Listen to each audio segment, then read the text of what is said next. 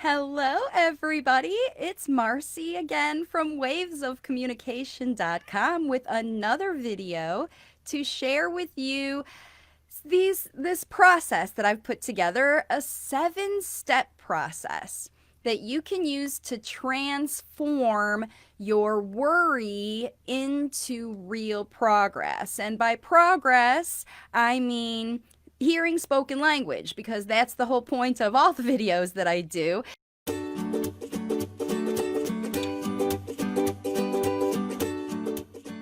Hello, everybody. It's Marcy from wavesofcommunication.com. The information in this show is designed to equip and empower parents to take action today. Parents are advised to never give away your power as your child's language facilitator to any therapist, teacher, consultant, or even to a specific method or strategy. Most importantly, the strategies and advice provided here are general and not intended to replace personalized consultation. If you want individual coaching and advice, you should visit wavesofcommunication.com to learn how to work with me as a client. If this is the first time you're watching me, welcome. And for those of you who are rejoining me or joining me again, welcome back. Now, with all the processes that I give, I usually do step-by-steps because it's easy for parents to take these kinds of processes, these step-by-step processes, and use them at your own pace.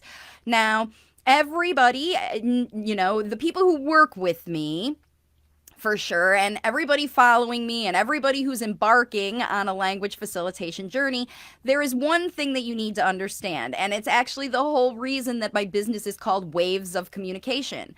There are ups and downs to the language facilitation journey. There are times that you feel like you know exactly what you're doing and your kids start spontaneously saying words, and then you'll hit a dip.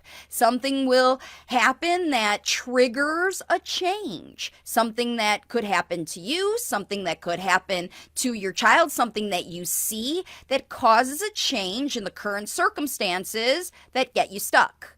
And usually it is an outside influence of one thing or another, because if you've started on your language facilitation journey and you've hit one of those highs and you have found, wow, I can get my child to listen to me more and connect, and they're even saying more words, but then you hit a roadblock where your worry sets in, and then you feel like you're losing grip, you're losing your progress. The little new gains you were seeing every day have started to fade, and then you get going in a downward spiral, and your worry just magnifies, because then you feel guilty because you feel like it's you got your kid talking this far, and maybe you did something. It's all about you, that you did something or didn't do something, and then you take the blame and the worry and the guilt and all that stuff onto yourself, and it is the biggest blockage. It's the biggest blockage to any kind of progress you want to make with your child when you get into these mindset traps. You fall into them. You're triggered. They're set up by the universe to teach us all lessons, and they're not very fun lessons, these mindset traps. And things like worry end up to be the result. And what I'm here to tell you with this process is that you have control over this. This is a mindset. You choose. I know it doesn't feel like it at the time. It certainly doesn't. When you're in the depths of this worry, and I don't know what my kid's future is going to be like, and I don't know what I'm going to do, and it's paralyzing. It stops you from doing the things you need to do to move forward. And that's why it's so important for you to have a process ready to go when this happens. And I'm saying when because it happens to everyone. And you're watching this video today because you're one of those moms or dads who is worried about your kid, and you don't know for sure, you're unsure, and worry has set in. So what we need to do is we need to transform it. We need to transmute it, as they use in, whatever kind of transformation word you want to use, change. We got to swap out this mindset and feeling for something that you can feel good about taking action. Not just taking action because I told you to, or your mom told you to, or your kids think therapist told you to or whatever, but because you want to, because you feel good about taking that action. That's the only way you're going to get out of worry. Doing something because somebody else told you to do it never helps you feel better. And this whole video today is about you and how you feel and transforming your worry back into actually even better action than when you started. So I know I kind of rambled on a little bit about that, but it is super important for parents to know that every step of your language facilitation journey is important. And when you are conscious about your process through the entire process, that is when the magic happens. That's when progress stays consistent. When you catch yourself when you hit the valleys, and you celebrate when you hit the highs. You really do want to see, okay? This worry, it's paralyzing even the people who I'm working with in my program. It's happening to everybody. And here's some strategies. Here's how you get out. So the first thing that you need to do, the first step, number one, is that you need to understand what is really going on in the physical world that has you stuck. You need to understand where you are right now and what is blocking your process. And if you don't know how to figure that out, you need to ask for help. You need to ask for help if you don't fully understand what is going on to block your child's speech and language. Because if you don't fully understand what is going on, not what you saw on a report or they have autism or a label or that kind of stuff. No, what specific things that you can change in your life are blocking your process. And if you don't know, you need to ask for help. Your therapist may be able to tell you that's what I do for the families in my program. Sometimes you need an outside person to look at your situation, but not evaluate your child. Evaluate your situation. What's going on in your house? And if you don't work with someone to do this, then work with your partner, work with your mom, work with your therapist, your friend, whoever, to help you analyze your life to figure out what is going on to block this process. Why am I worried? Why am I not having fun? Why do I not know what to do? It's because you don't understand necessarily what's going on to block the process in the first place. So the solution is to ask for help or analyze and find that yourself. Number two in this process is that you need to understand what's really going on in your own mindset, okay? Those other triggers, the number one is the physical things in your outside world. These are the things that are going on in your mind. You have to analyze what you're thinking about and why, okay? Somebody else, you saw something in the outside world, but you decided how to think about that thing. Because one mom can see another kid whose kid is doing better than hers and choose to celebrate that kid. And another one can say, nice job, I'm proud of that, and internally feel like a failure, okay? That's what I'm talking about, these triggers. What is it that you are feeling as a result of those triggers? Where did they come from? Where did this mindset come from? Was it true what that person said or what they did? Or is it just something that's running around in your mindset? Are you sabotaging your own progress by focusing on the things you can't change? That's the other thing. Like if you see someone else who's, maybe your child, nose itchy. Maybe your child has a bunch of ear infections and you see another mom whose kid doesn't have ear infections and you're super jealous, or your child has seizures, or your child is late talking and you see other kids that are talking. I mean, it's what happens, right? When you are in that situation and it triggers your mind, then you start to think that you can't change things and you are stuck. You get stuck. So the first recommendation I have about this when you get to this point is to understand and know and say and practice the serenity prayer. The serenity prayer is a prayer used by a lot of 12-step programs and a lot of spiritual teachers. And what it says is, I'm just going to say it for you, God grant me the serenity to accept the things I cannot change. Okay, this is a serenity prayer, meaning serenity. Accept in your head, in your mindset, in your heart, in your soul, your serenity. This isn't the world's serenity. This is you decide these things in your life. So God, grant me the serenity to accept the things I cannot change. My child is a late talker. My child had ear infections. My child did, those physical things, was premature, was born a twin. Who knows? All the things that happen to you. A lady said something about your kid. Somebody did something rude. Somebody pushed your kid. Your kid dropped their ice cream cone. These are things that you have no control over. And you have to accept that as reality. It is what it is. That's the first part of the serenity prayer. Accept the things you can't change. And then you have to have courage. The next thing about this prayer is courage to change the things you can.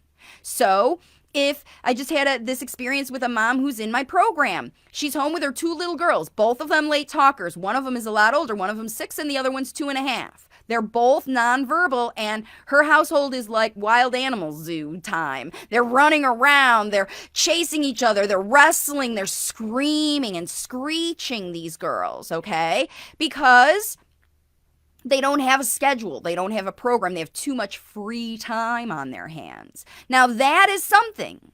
If you're in a household and there's behaviors going on because your kids have free time that they're using their own smarts to fill with their own energy and their own interest and their own curiosity, you can change that.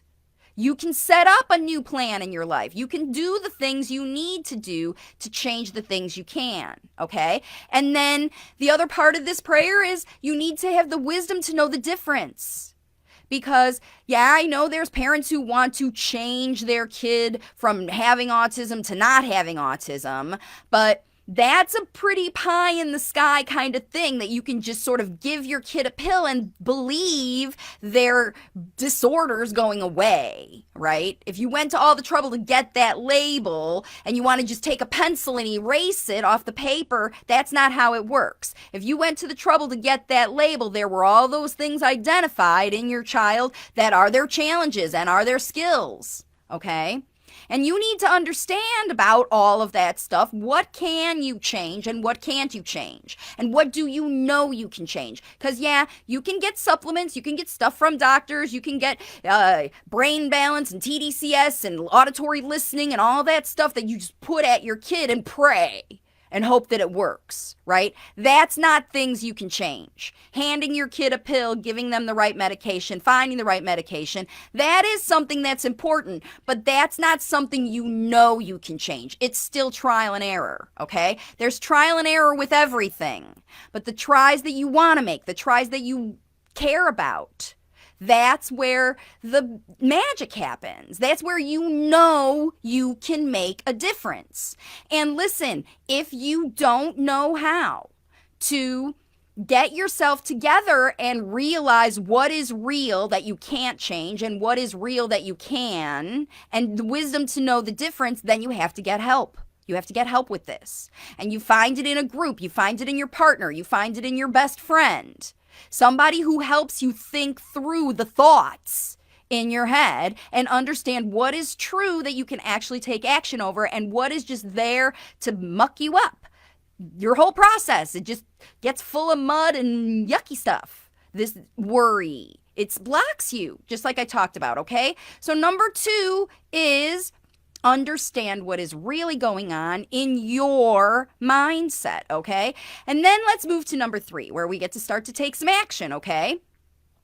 And number 3, you envision the future that you want, okay? You know where you want to be at the top and whatever. And at the time you do vision, I want my kid to be, given the speech as the valedictorian at their high school, or I want my kid to be, whatever, the top dream that you have. Clearly envision that dream. But the second part of this is you must accept responsibility. You must accept responsibility to get to that dream. You can't just have a dream, write it up on your vision board, stick it on the wall and just hope it happens. Pray. Maybe someday I'll wake up and my kid will start talking. That's not how this process works. Because if you plan on those unrealistic expectations, you're going to wake up the next day and you're not going to have any results to look at, and you're going to get more worried again. Okay?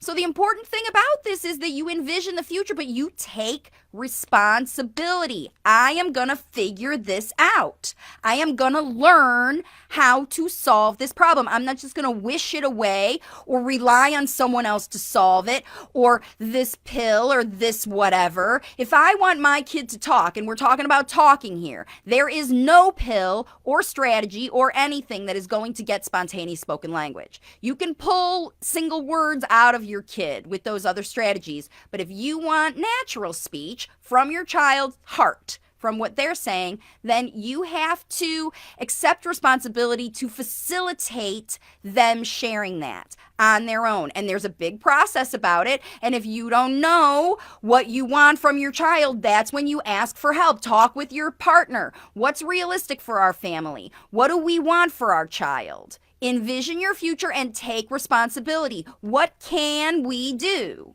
What do we have resources to pay for coaching, to pay for help, to watch videos, to buy the book, to do whatever? What are we going to do, right? And that's the next level. Number 4 is to create a plan. And your plan, in number 3, you envision the top. You envision the summit of your mountain of this is where I want to be someday. Okay, that's what happens in number 3. Number 4, you create the plan to get to the first level. You're not going to create the plan. You can't. If it's a big, long journey, you're climbing a whole entire mountain. And how do you climb a mountain? One step at a time. So your plan shouldn't be just the first step. It should be the first few steps to get you to a level where you can see some tangible results, right? If you're climbing a mountain, by the time you get to the first base camp, you know you've made an accomplishment. You've made it so far. You've made it to the first level, right? Where you can reevaluate. And that's what this plan needs to be. How? What exactly will you be doing every single day to get 2 to 3 hours of language facilitation in your house? If you don't have it mapped out and scheduled and planned in your head, on paper, in your journal, then you're going to hit dips. You're not going to have it keep going. You have to make this plan step by step. And you have to ask for help, because a faulty plan is going to get you faulty results. That's why you have to understand those first few steps and understand what's going on in your household and what's wrong or what's different or what you need to change. And then when you create this plan, it involves the things you need to change, the new habits, the new strategies, the new way you are going to take action. Because if you keep doing the things you do now, you're going to keep getting the things you got. If you want to get out of worry and see real results, you have to take action that is targeted to get the results you want. Okay? And this action has to have realistic expectations, not expectations for your child's output, but expectations for you to stay on your path. Right? Teachers expect students to do their work every day. And then the kids, the students, see the results. That's what I'm trying to do with all of you. You are all my students. I am teaching you how to be language facilitators. But you got to do it. I'm not there in your house. You have to make the plan. You can't take anybody else's plan either. It has to be your plan for your house. And if you don't know how to make a plan to fill your day, time you wake up to the time you go to sleep, to get 2 to 3 hours of language facilitation time in, that's when you need to ask for help. You need to work with a coach or a therapist or your mom or your partner, or read the book or figure it out, watch these videos, work with me to learn how to do this, to put the plan in place. The only way you're going to get rid of worry is if you have a plan that you know is going to take you to a level where you know you're going to see results. Like in my program, when I have people who work with me, level 1 has no speech output. at all. When I send people out after they get their first plan, all I tell them to expect of themselves and their kid is better engagement, joint attention, listening to you, because no one can learn spoken language without hearing it first. And you need to train your kid to be an eagle listener. I don't know if eagles listen, like dolphins or somebody that listens super well, better than humans, right? You need to teach your child to be a supersonic listener to you. And you need to show them that you are the source for teaching them language. So they come to you and learn from you.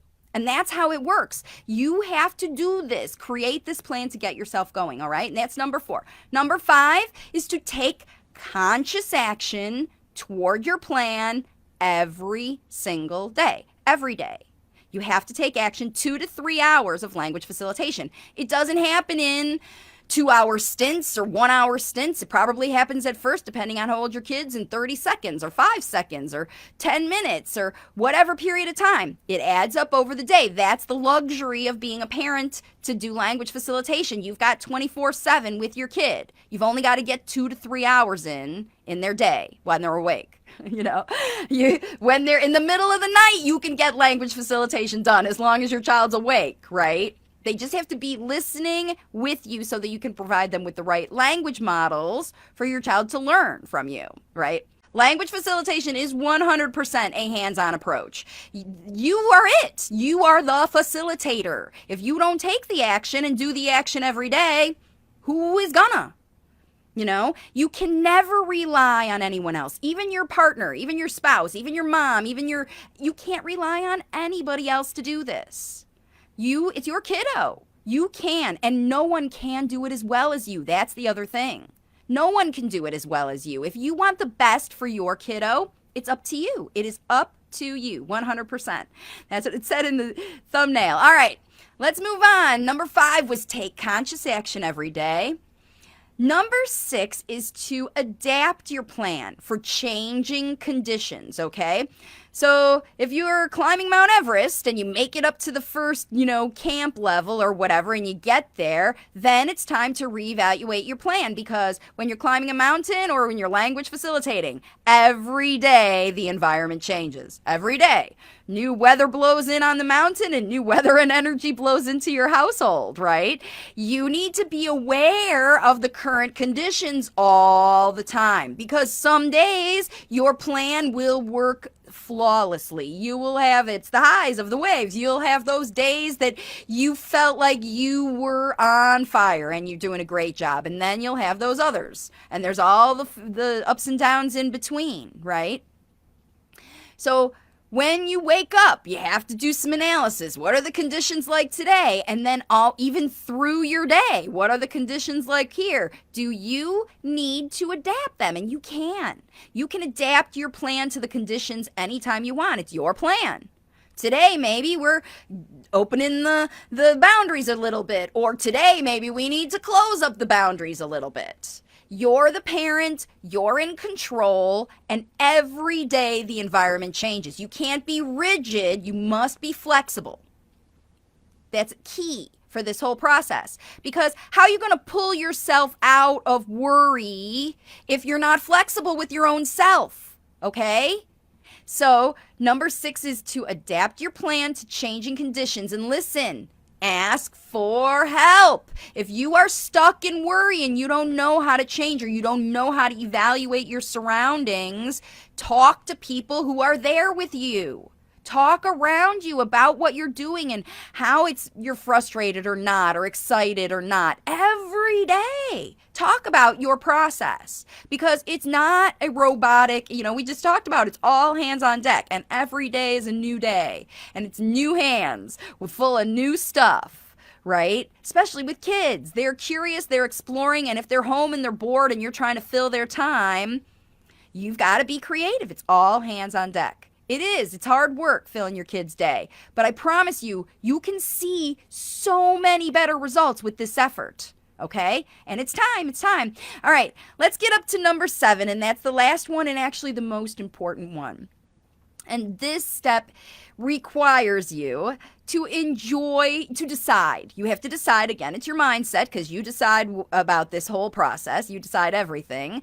You're going to decide to enjoy the process, the whole process, every day of the process, and not just be happy someday when your kid talks, not just be happy someday when they stop tantrums, not just be happy someday when they stop hitting you, or they quit running out of the house, or they are potty trained, or they graduate high school. Because remember, just like when you were born, just before they were born, you were like worried about, is it going to be okay? Are they going to come out all right? Is everything going to be great? And it was what it was. It happened how it happened. You had no control over that, but you have control how you ride through it. Up until today, in this very moment, you have had control over everything that your child did. How much of that time, looking back, have you been happy? How much have you enjoyed the process of teaching your child? What have you sacrificed? When have you sacrificed today's happiness for tomorrow's pleasure? Okay? Because tomorrow never comes. Every day is the now. Every day is the moment. And when you decide to be happy in the moment with your kid in the zone together, then you will see improvement every day, because you'll be looking for it. You look and you celebrate everything you did at the end of your day. Part of your language facilitation day, every day, should be celebrating with your child all the speech and language they tried. Maybe they didn't succeed. Maybe they listened. Maybe they gave you eye contact. Maybe they sat with you, or maybe they helped you do a load of laundry or bake a cake, or that you had a nice walk and you saw a squirrel together. Whatever. Something that you did together to enjoy your day today. Finish your day every day like that with your child. That's how the worry vanishes immediately. That's how you keep it away. Right? You can't be worried about your child's future while you're celebrating the successes they have made. You can't worry about it. Because, I mean, those parents who do, look at how great we are, but I wonder if he's going to keep going. What do you mean you wonder if he's going to keep going? You're responsible to keep it going. It's all up to you. Okay? It's not going to be anybody else. And yeah, I know, it's hard work, and it's exhausting to be all hands on deck with busy little kids. That's why you got to have a plan and structure. Because how do kindergarten teachers wrangle 25 of them? They got a plan. They got a structure. They use the resources they have, the help they have, and they got to wrangle 25 of them. You only got to wrangle 1 or 2 or 3 or 4 or however in your family. You can do this, and you're the mama, and you got 24/7, and you got the resources you got. And even if you live alone and you don't have anyone else around you, I have moms who work with me who are single moms, and I help them through the whole process. That's the whole point of all of this. You can get help for everything, for every part of this process. That's what I do. I help parents give up this worry, because it always comes back every time, to transmute it again over and over and over again. And that's why this is one of those videos that you're going to want to save in your file of things to go back to, because guaranteed you're going to be back here in worry sometime. I hope that these steps, this 7-step process, if you think about it, some of you could go through it with me on this video and probably already understand how to turn things around. Okay? If you don't know where to start, what to do, how to get started, the first place to visit is wavesofcommunication.com, because that's where you can learn about all the resources I have. And no matter what you have for resources, if you watch my 90-minute class, it's going to show you how to access the training that you want. Okay? wavesofcommunication.com. If you want to read the book, you can also access the book online. It's called If It Isn't Fun, It Isn't Fun. Teach Your Child to Talk Faster Than Speech Therapy. The process is in here. It's the basic process, right? How to get it going on your own. This is part of what you can do to ask for help, is read these resources. But this book isn't going to be able to write your individual plan for you. It's not going to be able to support you. That's what I do with my clients individually. So you have to find a support for yourself, because this is not a solo journey. You and your child work together, but you need a support around you if you want to stay with it and keep going. That's why my program is a lifetime program, because Every parent falls into these traps. They just do. All right, let's see. Let's get into some questions that are here. Vanessa, who has been a fairly recent follower, I'm so glad to see you every week on my Q&As. Vanessa's a smart language facilitator mom. She is, I don't know if you read the book or not, but she's been working with my videos, and I know you're digging in and making strategies every day. And just watching these videos, coming back to do, is a mindset reminder for you. Come watch videos. Jump over on YouTube and binge watch. Look for those mindset videos. Dig in and learn. I tell the process in these videos. You can figure this out, okay? As long as you've got another human around you to support you. That's what's going to be really important for everybody, especially with this worry. I know you can do it. And here I am. I mean, I can be the support human right now for anybody out there who's on their own feeling. I'm sending you all the energy of the world to help you get emotional thinking about it, because you need it. You need support. And that's why I switched from being a therapist to being a consultant, because I was consulting and supporting parents anyway. And I found myself doing less and less of the individual work with the kids and more work with parents to support their mindset and give them strategies to solve their problems. Then you just tell parents what to do or how to solve their problems, and they do. And I know all of you are here watching, so I appreciate you. I do. I appreciate all of you watching and trying so hard. So give yourself a pat on the back. And if you're worried right now about your kiddo's future, I hope you really dig in and use this 7-step process, because every day I help parents overcome this worry. You can do it. You can do it. All right. I know this is my cheerleader, but it's really important. And I'm just sending all the hugs because I can feel the energy actually from everybody watching this. It's kind of crazy. All the worry and fear and everybody who's tearing up out there with me. You can do this. You can. You don't have to. It's change is hard. The strategies are easy, but the change is hard. And it doesn't usually take a massive, fabulous, crazy kind of difficult change. Like I said, the strategies are easy. You just have to decide you want to do it differently. And the kids will talk. They are. I just started with a 17-year-old. I can't wait. I can't wait with this family. They're all so great. So Vanessa, all right, her question is, do you recommend a 4-year-old late talker start a sport like soccer? Even though I know probably won't listen to the coach, how would you teach that? So Vanessa, sports are great for late talkers. They provide structure.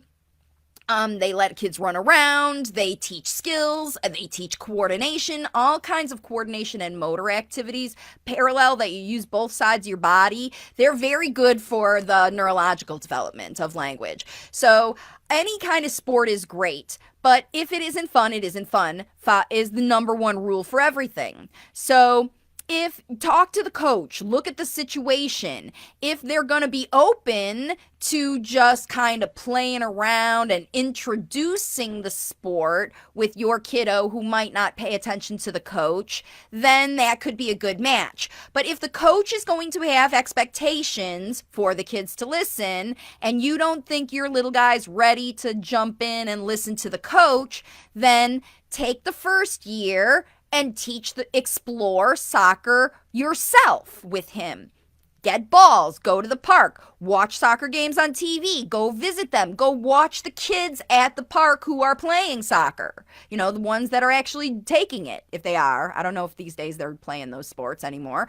But watching on TV, if there's other kids practicing, you don't have to be on the team to go watch them. You know, take your kid and explore and see it and pretend you're part of that experience. Just keep yourself on the side. I make this recommendation also for like Easter egg hunts and Halloween and all those things that all the other kids are doing. You don't have to jump in the fray right away with your kiddo if you're not sure they're going to be successful. Parallel that same situation yourself with sports or group things that your kid's not ready for. And then the next season, maybe when your kid's older and they have firmly expressed their interest in the sport and you know, like, they can't wait to play, then it's going to be a much more successful experience for you. And you'll have prepped your child by teaching them the vocabulary they need, the names of the equipment, the moves, the positions, all of that stuff. And then your kid's going to be a coach's dream, right? He's not going to be the one that's running around chasing, that the coach has got to chase after. Because remember, the coach's job isn't to facilitate language with your kid. It's to coach soccer or football or baseball or whatever you're going to play, you know? So, like I said, sports are great, but if the teaching environment is not conducive to flexibility for your kids' learning needs, then teach it yourself. Try it yourself. Everybody can introduce a kid to a sport, especially if it's a sport you like. So if you like to play tennis, you like to swim, you like to go bowling, whatever you like to do, yeah, for sure. It's especially important if you like it. Don't try to anticipate maybe my kid would like baseball if you hate baseball, because you're not going to be able to support them with their sport, okay? Pick something that you like. And then, especially if kids are little, in the future, they'll choose if they like or don't like it. And then then it's time for a switch. If you don't have a real strong relationship with your child because maybe they're older and they've started to retreat into their own world, this process is going to help you connect with your child a lot more. So Vanessa says, keep on rocking. Great information. So glad that you're here again, Vanessa. Mary Jane says, all right, she's got, the problem I see is that many kiddos ASD are on iPad in public places and not exposed to the real world. It kills me how parents just give the iPad so they get a parent break. But what about the exposure missed the opportunity for the kids? So Mary Jane, that is a wonderful statement. Thank you for sharing. And it's absolutely true. In fact, I have a Trade Tech Time for Talk Time challenge. That was another question that I got earlier today. And on YouTube, you can find that video. And it is a way for you to transition your child off of that extra iPad time. And yeah, I know it is challenging. Parents need a mom break, and so they give their kids iPad times. There are other ways. And I know it can be exhausting, but it doesn't have to be so exhausting when you have a plan. You don't have to be so exhausted that you have to give your kid the iPad because you need to have a break. Autism doesn't have to win. Those behaviors don't have to get out of control. Like I said today, it just happened on a meeting. You have to get on top of it. Your kids are relying on you.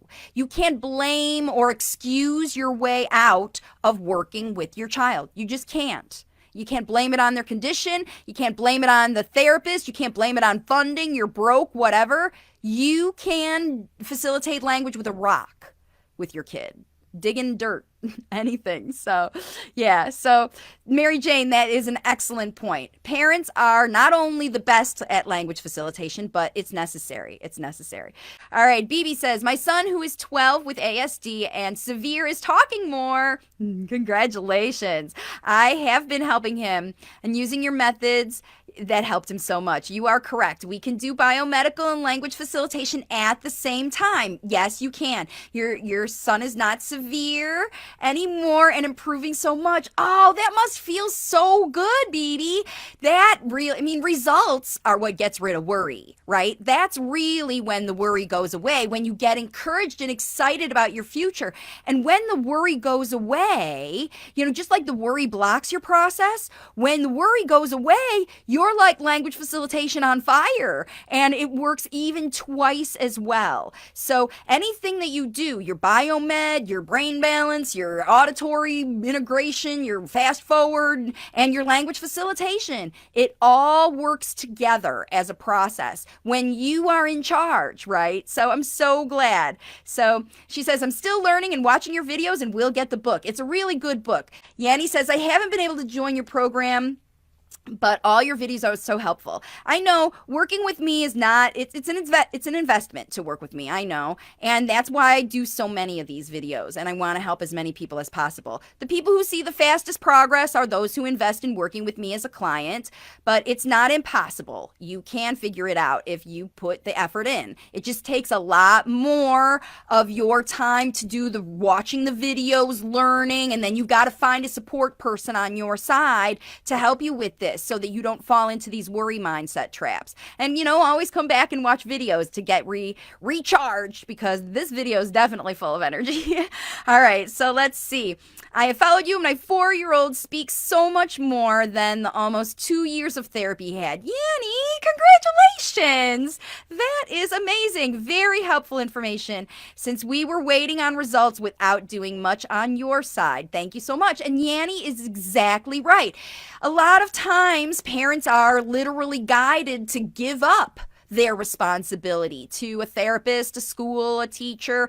That's why I always talk about at the beginning of every video, never ever give up your power to be your child's language facilitator to somebody else. If you want the fastest progress, learn how to do it yourself. It is not impossible. And whatever anybody said about your kid not being able to talk because of anything, their age, their diagnosis, your situation, whatever, if they show these basic interest in non-verbally communicating with you and their ear, nose, and throat system is healthy enough for them to make speech, you can teach your kid to talk. You can train their brain. You can rewire the neurological stuff that people have said is going on. It's proven over and over and over again. So worry does not need to be a part of your life. It doesn't at all. If your child is enduring or sticking it out through your activities and they're not enjoying them, it isn't fun. If it isn't fun, it isn't fun. And that's how it moves. And everything you can do can be fun. Doing the laundry, brushing your teeth, getting dressed, going for a walk, driving in the car, taking out the trash can be fun. Everything can be fun if you change your mindset. But if you're stuck in worry, I don't know if he's ever going to do it. He has autism. He has severe thing. Autism 1 today. I can't do it. I don't know. He's never going to talk. Other kids are talking better. My mother's nagging me. The speech therapist keeps calling me. ABA. All of that stuff spirals you down, down, down, down, down into the depths of worry. So hopefully, if that's happening to you, it's short-lived. You catch yourself, call yourself out, get this process going, and get yourself talking with your child. Get yourself talking, and then your child will talk. That's the secret for language facilitation. It's all about you. You can do this, and nobody's going to do it except you. So that's all for now. I'm not seeing any more questions. Thank you so much for joining me again, everybody. You know how to find the resources, wavesofcommunication.com. Waves of Communication on YouTube. I'm also on Instagram, and I have my book on Amazon. So check it all out at wavesofcommunication.com. And I'll see you all on my next video. Bye for now. Thanks for listening in today. And remember, there are tons of resources across my Waves of Communication platform to help you get started today on your language facilitation journey. There's more than 200 free videos on YouTube, a daily blog in my group on Facebook, my book, If It Isn't Fun, It Isn't Fun. Teach Your Child to Talk Faster Than Speech Therapy is available on Amazon and Audible, and my coaching programs. And all the details are on my website at wavesofcommunication.com.